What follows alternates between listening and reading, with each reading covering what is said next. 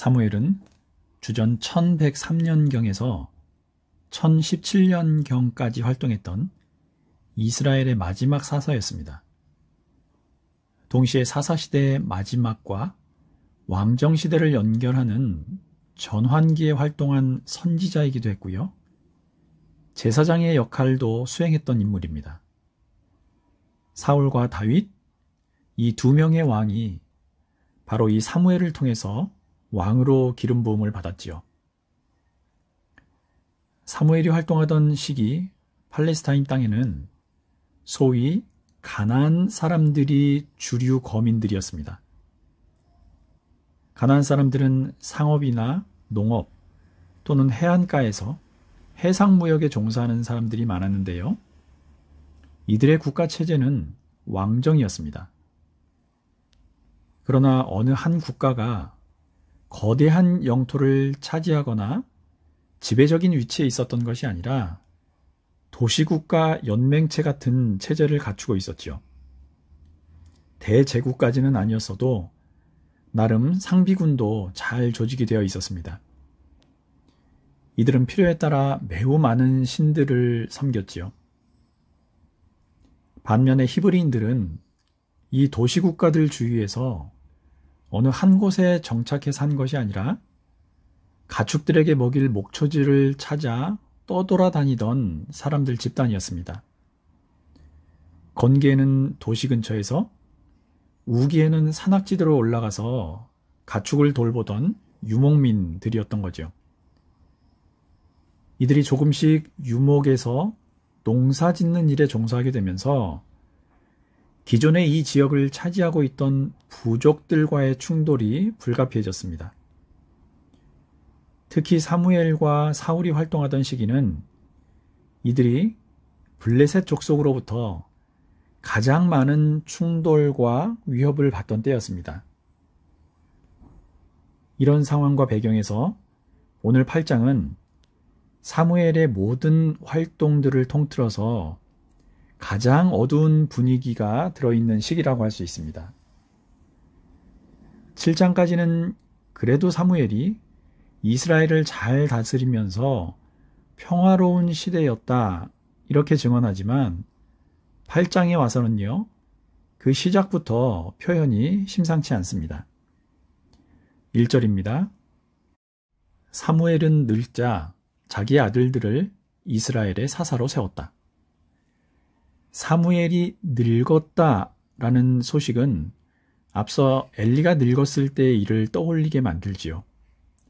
뭔가 불안한 일이 생길 것임을 암시하고 있습니다. 그 불안함의 실체가 2절과 3절에 있습니다. 맏아들의 이름은 요엘이요 둘째 아들의 이름은 아비야다. 그들은 브엘세바에서 사사로 일하였다. 그러나 그 아들들은 아버지의 길을 따라 살지 않고 돈벌이에만 정신이 팔려 뇌물을 받고서 치우치게 재판을 하였다. 사무엘에게 요엘과 아비야라는 두 아들이 있었는데요. 이 두 아들이 아버지 사무엘의 뒤를 이어 사사로 일을 했는데 자기 아버지처럼 의롭게 사람들을 대한 것이 아니라 재판을 하면서 뇌물을 받고 돈에만 눈이 먼 생활을 했다는 겁니다. 걸출하고 진실하고 준비된 하나님의 종 사무엘에게서 이런 아들들이 나왔다는 것이 사실 좀 충격적인 일이지요. 마치 엘리 때의 일이 그대로 반복되는 것 같습니다. 이미 우리는 엘리의 두 아들인 홈니와 비느하스를 보면서 그들의 패악한 행동 뒤에는 아들들을 하나님보다 더 귀하게 여겨 잘못을 바로잡지 않았던 엘리의 우유부단함이 있었음을 확인했습니다. 아버지가 영적으로 둔감하고 자녀들을 경책하는 데 나태했기 때문에 벌어진 안타까운 사건들이었죠. 그런데 이런 일이 사무엘에 와서도 일어나고 있다는 겁니다. 사무엘이 누굽니까? 어려서부터 하나님께 선택되어 너무나 잘 자라왔고 지금까지 하나님의 종으로서의 역할을 누구보다 잘 해왔던 인물입니다. 그러면 엘리의 아들들과는 다른 자녀들이 나와야 하는데 그렇지 않았던 거죠.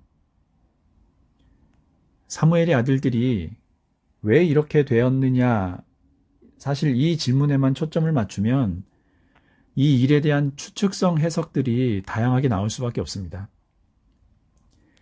사무엘의 아들들과 엘리의 아들들이 비록 비슷한 모습을 보이고는 있지만 분명히 그 차이점도 있습니다.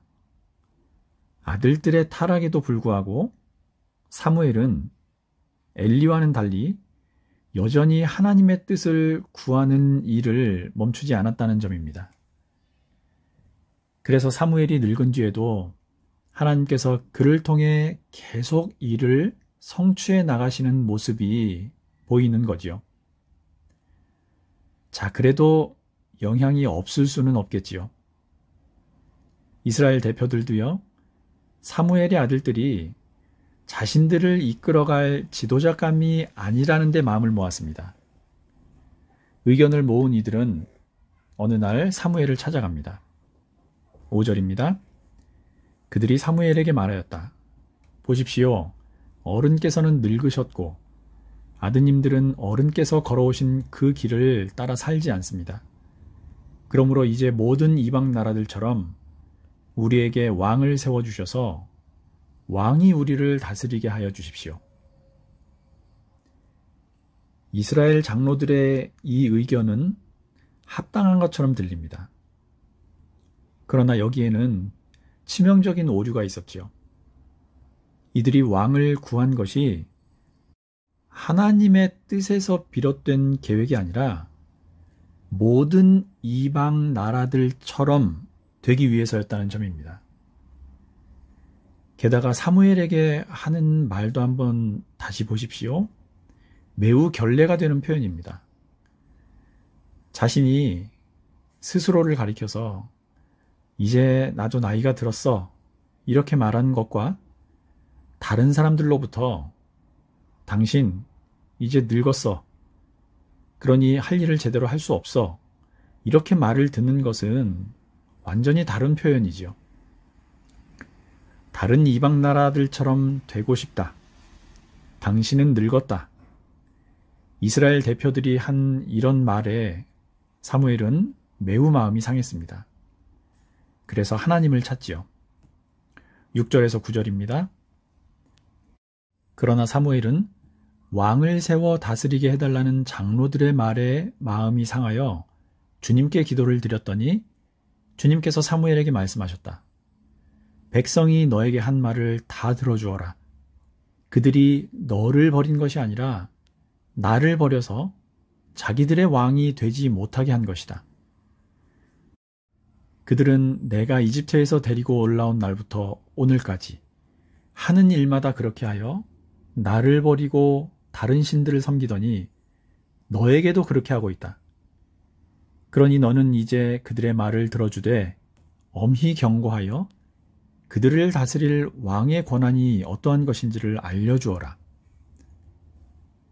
하나님께서는 마음이 상해 있는 사무엘에게 저들이 너를 버린 것이 아니라 나를 버린 것이다 이렇게 위로해 주십니다.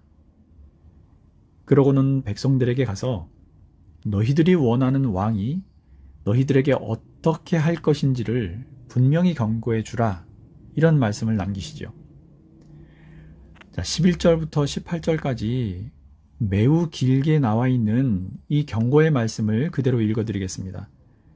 성경에서 이렇게 상세하게 경고하는 일도 사실 매우 드물거든요. 11절에서 18절입니다. 당신들을 다스릴 왕의 권한은 이러합니다. 그는 당신들의 아들들을 데려다가 그의 병거와 말을 다루는 일을 시키고 병거 앞에서 달리게 할 것입니다. 그는 당신들의 아들들을 1000부장과 50부장으로 임명하기도 하고 왕의 밭을 갈게도 하고 곡식을 거두어 드리게도 하고 무기와 병거의 장비도 만들게 할 것입니다. 그는 당신들의 딸들을 데려다가 향유도 만들게 하고 요리도 시키고 빵도 굽게 할 것입니다. 그는 당신들의 밭과 포도원과 올리브밭에서 가장 좋은 것을 가져다가 왕의 신하들에게 줄 것이며 당신들이 둔 곡식과 포도에서도 열의 하나를 거두어 왕의 관리들과 신하들에게 줄 것입니다. 그는 당신들의 남종들과 여종들과 가장 뛰어난 젊은이들과 나귀들을 끌어다가 왕의 일을 시킬 것입니다. 그는 또 당신들의 양떼 가운데서 열의 하나를 거두어 갈 것이며 마침내 당신들까지 왕의 종이 될 것입니다. 그때에야 당신들이 스스로 택한 왕 때문에 울부짖을 터이지만 그때 주님께서는 당신들의 기도에 응답하지 않으실 것입니다. 자, 19절과 20절에는요, 더 황당한 반응이 나옵니다. 이런 경고를 들은 이스라엘 백성들의 반응을 한번 보십시오. 이렇게 일러주어도 백성은 사무엘의 말을 듣지 않고 말하였다. 그렇지 않습니다. 우리에게도 왕이 있어야 되겠습니다. 우리도 모든 이방 나라들처럼 우리의 왕이 우리를 다스리며 그 왕이 우리를 이끌고 나가서 전쟁에서 싸워야 할 것입니다. 백성들의 이런 반응까지 모두 확인하고 나서요, 사무엘은 다시 주님께 기도합니다. 그리고 다시 하나님께서 이렇게 말씀하시지요. 22절입니다. 주님께서 사무엘에게 말씀하셨다. 너는 그들의 말을 받아들여서 그들에게 왕을 세워주어라. 그래서 사무엘은 이스라엘 사람들에게 각자 자기의 성읍으로 돌아가라고 일렀다.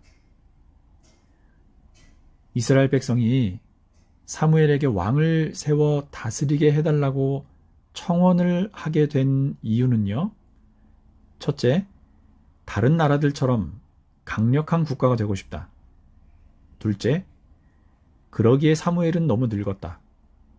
셋째, 후계자인 사무엘의 아들들은 타락했다라는 겁니다.